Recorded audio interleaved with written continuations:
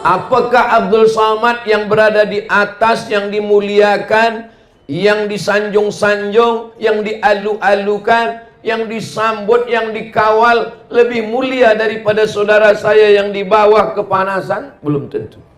Boleh jadi mereka lebih dulu masuk surga daripada Abdul Somad. Betul apa tidak? Oh, betul kata jamaah. Innallaha la yanzuru ila ajsamikum. Allah tidak menengok badan kamu. Wala ila suwarikum. Allah tak menengok rupa kamu. Walakin yanzuru ila qulubikum. Yang ditengok Allah adalah hati kamu, wa a'malikum, dan amal kamu. Dulu zaman Nabi Muhammad SAW, orang yang paling mulia adalah Quraisy, paling tinggi Quraisy. Arab yang keturunan Nabi Ibrahim. Di bawah Quraisy yang Arab tapi bukan keturunan Nabi. Yang di bawah itu lagi adalah Ajam yang bukan Arab. Yang paling bawah sekali adalah yang berkulit hitam dari Afrika. Bilal bin Rabah, Miqdad bin Aswad, Najasyi. Ini yang paling rendah. Maka ketika Nabi Muhammad SAW datang, maka yang paling tinggi jatuh ke paling bawah, yang paling bawah naik ke paling atas. Siapa yang paling tinggi? Abu Lahab. Sebab Abu Lahab adalah anak Abdul Muttalib. Abdul Muttalib anak Hasim, Hasim anak Abdi Manaf, Abdi Manaf anak Qusay, Qusay keturunan Adnan, Adnan anak cucu Ismail, Ismail anak Ibrahim alaihissalam. Jadi Abu Lahab itu darahnya adalah darah Nabi Ibrahim, darah Nabi Ismail turun kepada Abu Lahab. Abu Lahab yang di atas turun ke bawah. Tabbat yada abi lahabin wa tab, ma aghna anhu maluhu wa ma kasab, sayasla naran dzata lahab wa imra'atuhu hammalatal hatab fi jidha hablum min masad. Yang paling tinggi Quraisy menjadi jatuh ke bawah. Siapa yang paling rendah? Bilal. Bilal paling rendah sebab di Afrika. Kampung Bilal itu namanya Nubia. Ini Afrika. Yang paling atas Mesir, di bawah Mesir Sudan. Di situ ada kampung namanya Nubia. Berbatasan, bersempadan antara Mesir dengan Sudan itu ada kampung namanya Nubia, Afrika Utara. Orang Nubia ini warna kulitnya dua saja, hitam dan hitam sekali. Tak ada warna lain. Bilal bin Rabah yang paling bawah, paling rendah, miskin, hitam, budak, hamba sahaya, tak ada apa-apa. Tapi Bilal diangkat Allah menjadi paling atas. Bila Nabi mengangkat Bilal? Waktu Fathu Makkah, pembebasan kota Makkah, tahun 8 Hijrah, Nabi membersihkan Ka'bah, 360 patung berhala dari batu, dari besi, dari kaca, dari emas, dari perak, semuanya dihancurkan. Lalu kemudian tibalah masanya, siapa yang akan naik ke atas Ka'bah mengumandangkan azan. Nabi tidak memanggil Abu Bakar, Nabi tidak memanggil Umar, Nabi tidak memanggil Utsman, Nabi tidak memanggil Miqdad, Nabi memanggil Bilal bin Rabah. Wahai Bilal, naik ke atas. Bilal yang selama ini paling rendah, hitam, susah, miskin, budak, hamba sahaya. Bilal naik ke atas, dialah yang mengumandangkan azan. Allahu Akbar, Allahu Akbar. Apa kata orang kafir musyrik jahiliyah di Makkah waktu itu? Alhamdulillah ayah saya dah mati sehingga tidak menengok burung gagak hitam ini naik ke atas Ka'bah. Jadi Islam bukan hanya setakat sembahyang, bukan hanya setakat puasa sunat, bukan hanya setakat berzikir baca Quran, bukan hanya setakat jaga malam tahajud, tapi juga bagaimana kita merendahkan hati kita, yang kita merasa lebih tinggi menjadi jatuh ke bawah, yang di bawah boleh naik ke atas. Inilah yang membuat Abu Jahal, Abu Lahab, dan abu-abu yang lain tak sanggup. Karena mereka untuk duduk bersama dengan Bilal ini merasa berat. Bilal yang susah, Bilal yang hitam, Bilal yang budak kami. Kenapa kami boleh satu majlis dengan Bilal? Nabi Muhammad SAW ingin mengangkat darjah manusia. Manusia ini sama di hadapan Allah Subhanahu wa ta'ala. La fadla bainal arabi wal ajam. Tak ada beza antara yang Arab dengan yang bukan Arab. Wala farqa bainal abyadi wal aswad. Tak ada beza antara yang putih dengan yang hitam. Kullukum min Adam. Semua kamu dari Adam. Wa Adam min turab. Dan Adam dari tanah. Dari tanah balik kepada tanah, akan dimakan cacing tanah, masuk ke lubang tanah. Maka kita tiada kemuliaan. Kita mulia karena asyhadu an la ilaha illallah wa asyhadu anna Muhammadan Rasulullah. Kalimatul haqqin 'alaiha. Kalimat hak 'alaiha nahya, dengan itu kita hidup. Wa 'alaiha namutu, dengan itu kita mati. Wa biha nub'atsu, dengan itu pula nanti kita akan dibangkitkan di padang mahsyar bersama Nabi Muhammad dan masuk ke dalam surga bersama Nabi Muhammad sallallahu alaihi wasallam. Amin ya rabbal. Nabi memanggil Bilal, Bilal, ta'al, Bilal, kesini sekejap. Ada apa ya Rasulullah? Sami'tu dafana 'alaika baina yadayya fil jannah. Saya mendengar suara selipar engkau di dalam surga. Lalu Nabi berkata kepada Bilal, apa amalan engkau wahai Bilal? Kata Bilal, saya tak pernah meninggalkan 2 rakaat selepas wudhu. Bagi yang sudah melaksanakan, alhamdulillah. Bagi yang masih ragu-ragu, dalilnya sahih, tiada keraguan sedikit pun, hadisnya sahih. Malam nanti boleh, siang boleh, pagi boleh, petang boleh. Ambil wudhu, selepas ambil wudhu, usalli sunnatal wudhu raka'ataini lillahi ta'ala. Ini pun tak pernah dibuat Nabi. Salat sunat wudhu tak pernah dibuat Nabi. Salat sunat wudhu tak pernah disuruh Nabi. Salat sunat wudhu tak pernah diperintahkan Nabi. Nabi hanya mendengar suara selipar Bilal di dalam surga. Maka Nabi memanggil Bilal, apa amal engkau wahai Bilal? Kata Bilal, saya tak pernah meninggalkan 2 rakaat selepas berwudu. Ini juga dalil bagi orang membantah yang mengatakan kalau tidak dibuat Nabi bid'ah. Pendek saja kaidah yang dibuat orang sekarang. Kalau tidak dibuat Nabi bid'ah. Seandainya kaidah itu yang dipakai Nabi, pasti Nabi memanggil Bilal. Bilal, kesini sekejap. Apa amal engkau? Amal saya solat sunat selepas wudhu. Kalau tidak, saya buat bid'ah. Awak pelaku bid'ah. Masuk neraka jahanam. Tapi Nabi tak ada mengatakan itu kepada Bilal. Nabi mengatakan bahwa amal engkau ini baik wahai Bilal. Itu namanya hadis takriri. Kalau ada orang mengatakan Nabi yang melakukan, hadis fi'li. Nabi yang mencakapkan, hadis qauli. Nabi tidak mencakapkan, Nabi tidak mengatakan, Nabi tidak mengucapkan, Nabi tidak melakukan, tapi dia bersetuju dengan perbuatan sahabat. Hadis takriri. Selepas Bilal ditanya, waktu Bilal belum ditanya, hadis apa namanya? Maka dia bukan hadis. Kenapa Bilal boleh berani melakukannya? Karena perbuatan itu tidak bercanggah dengan Quran dan sunnah Rasulullah sallallahu alaihi wasallam. Banyak sekali nama-nama solat yang tidak dibagi nama oleh Nabi sallallahu alaihi wasallam.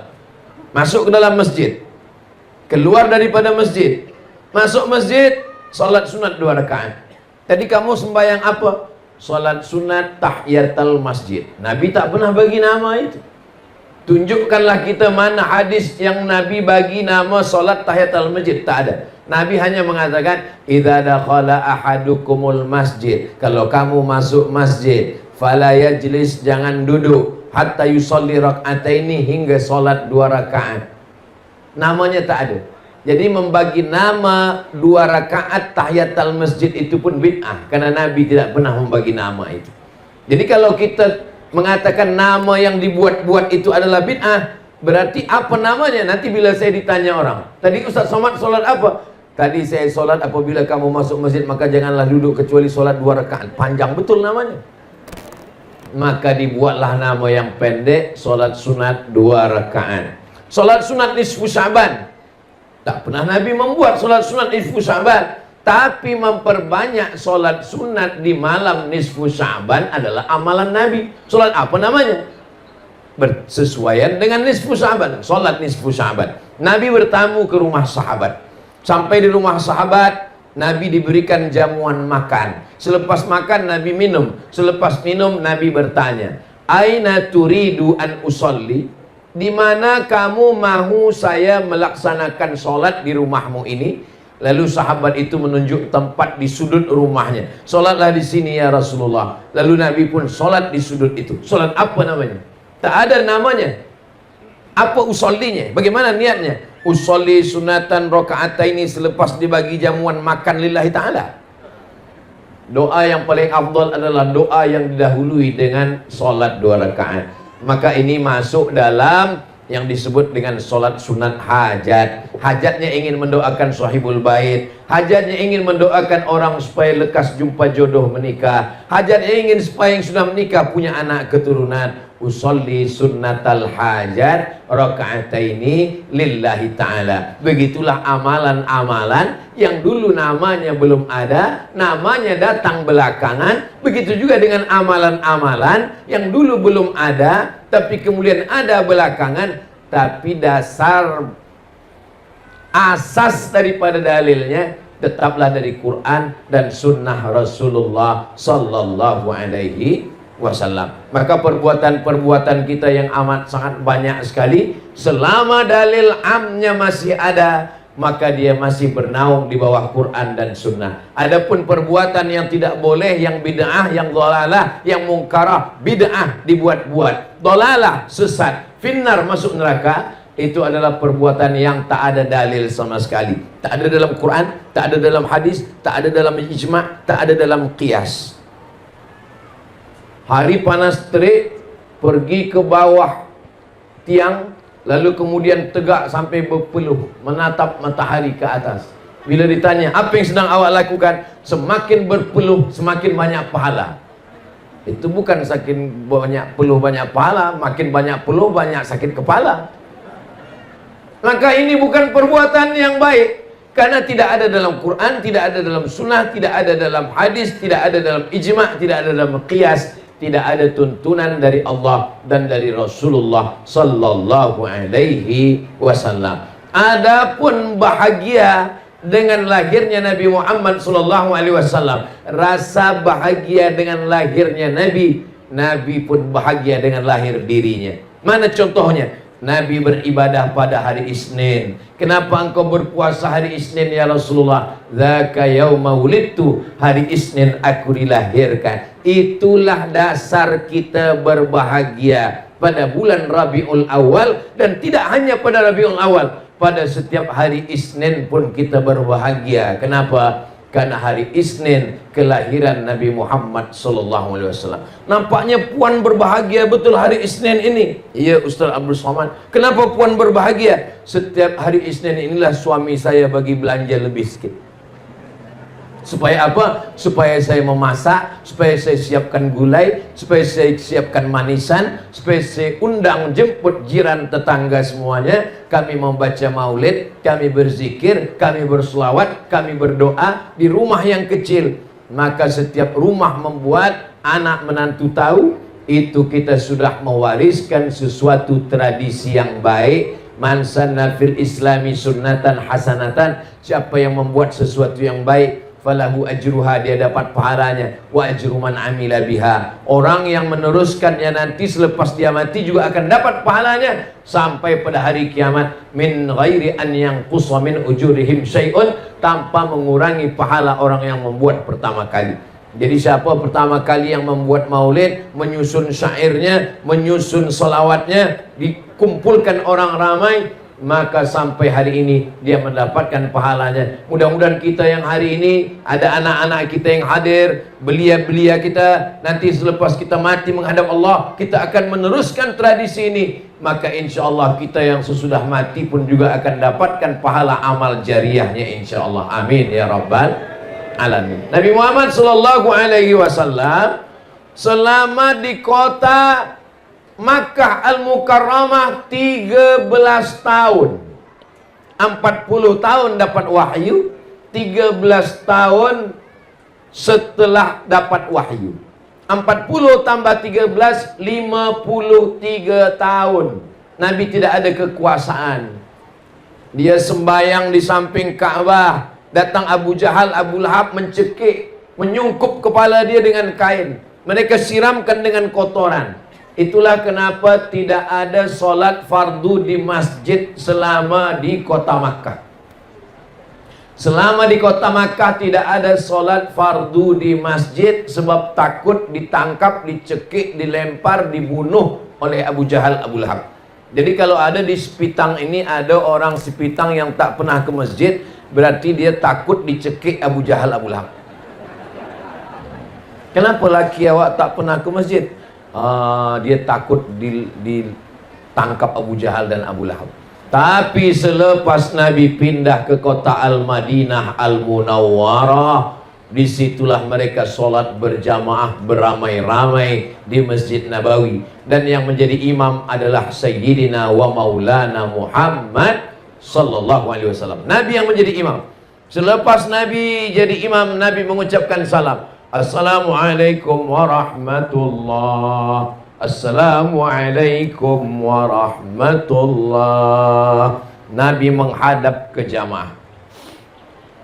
Sebetulnya selepas sembahyang itu imam itu menghadap ke jamaah atau menghadap ke kanan.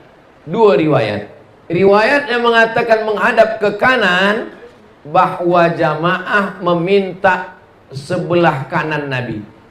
Sebab ketika Nabi menghadap ke hadapan, yang paling afdal jamaah sebelah kanan. Selepas sembahyang Nabi menghadap ke jamaah, maka yang afdal adalah jamaah sebelah kanan. Itulah dalil pertama kalau lepas sembahyang imam menghadap ke kanan, karena jamaah ingin mendapatkan barokah sebelah kanan. Tapi riwayat yang kedua, Nabi menghadap ke jamaah. Di Sepitang imam menghadap ke kanan atau ke jamaah? Nampaknya banyak yang tak ke masjid. Nabi menghadap ke jamaah, itu adalah riwayat yang kedua. Sebab Nabi selepas dia sembahyang, dia menghadap ke jamaah, dia nak cek satu-satu.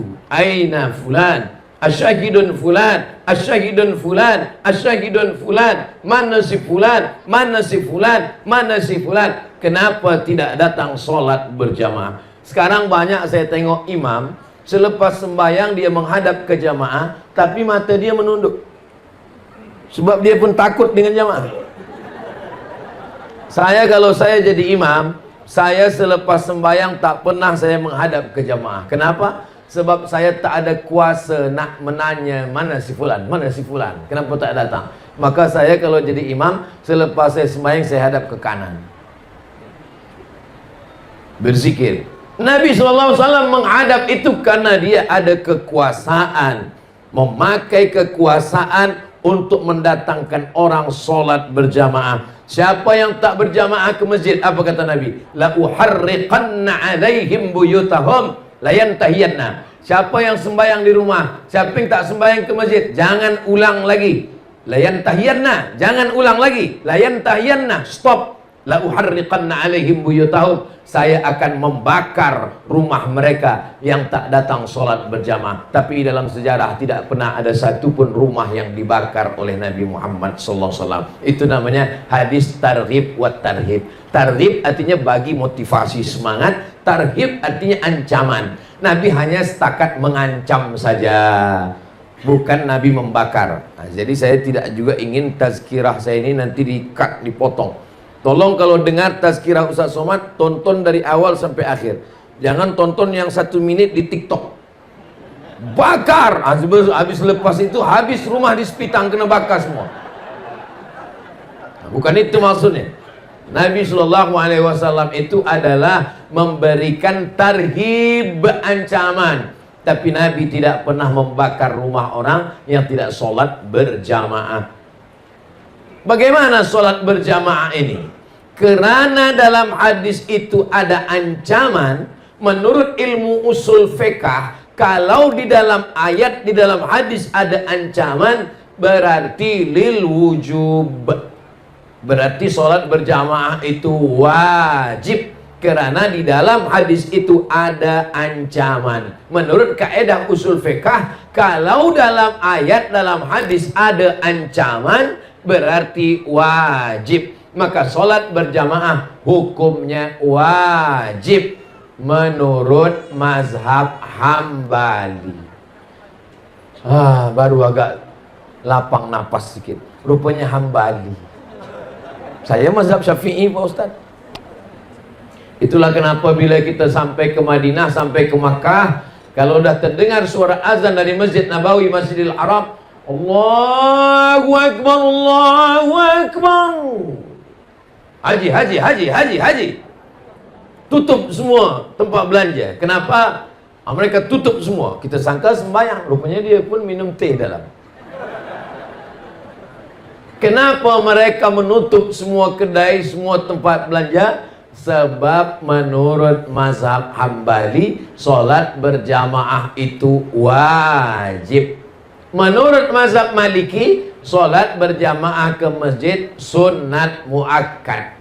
Menurut mazhab Syafi'i, solat ke masjid fardu kifayah. Itulah kenapa di masjid-masjid yang bermazhab Syafi'i, asal dah ada imam sama makmum 2 orang cukuplah. Awak tak ke masjid, fardu kifayah.